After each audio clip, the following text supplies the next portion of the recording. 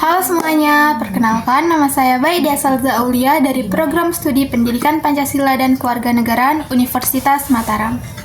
Nah, kali ini saya akan membahas mengenai gaya belajar siswa berdasarkan tahap perkembangannya.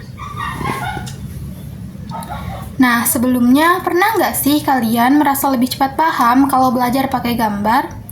Atau kalian lebih suka dengerin penjelasan daripada baca buku saja? Nah, itu semua bukan kebetulan loh. Itu berkaitan banget nih sama gaya belajar kalian. Dan ternyata gaya belajar kita juga dipengaruhi oleh tahap perkembangan otak. Yuk kita bahas bareng-bareng dalam video kali ini gimana sih caranya belajar jadi lebih efektif sesuai usia dan cara kerja otak kita.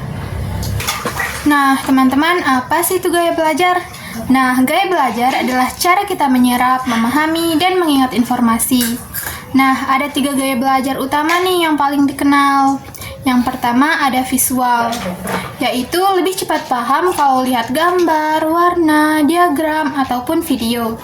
Nah, yang kedua ada auditory, yaitu lebih suka mendengar penjelasan, diskusi, atau audio. Dan yang ketiga ada kinestetik, yaitu dengan suka belajar sambil bergerak, menyentuh, atau melakukannya secara langsung. Nah, tapi gaya belajar ini bukan cuma soal preferensi loh. Ternyata cara kita belajar juga dipengaruhi oleh perkembangan otak dan usia kita. Jadi, penting banget nih untuk dipahami hubungan antara gaya belajar dan tahap kognitif kita. Nah, Jean Piaget adalah psikolog yang terkenal dengan teori tentang perkembangan kognitif anak. Menurut Piaget, otak kita berkembang lewat 4 tahap utama, dan setiap tahap punya cara berpikir yang berbeda. Nah, tahap yang pertama ada tahap praoperasional, yaitu dimulai dari umur 2-7 tahun. Di sini, anak mulai menggunakan imajinasi dan simbol, tapi belum bisa berpikir logis. Mereka belajar paling baik lewat bermain, bercerita, dan gambar. Nah, tahap yang kedua ada tahap operasional konkret. Tahap ini dimulai dari umur 7-11 tahun. Di sini, anak mulai bisa berpikir logis, tapi masih butuh bantuan benda nyata atau contoh konkret. Matematika sederhana, eksperimen langsung, atau visualisasi sangat membantu. Nah, tahap yang ketiga ada tahap operasional formal. Tahap ini dimulai dari umur 11 tahun ke atas. Di sini, anak mulai berpikir abstrak, memahami konsep, dan berpikir kritis. Mereka bisa menganalisis, membuat hipotesis, dan memahami teori. Menariknya, dari teori ini kita bisa menyesuaikan metode belajar sesuai usia anak agar lebih efektif. Sekarang, yuk kita padukan antara gaya belajar dan tahap perkembangan menurut Piaget.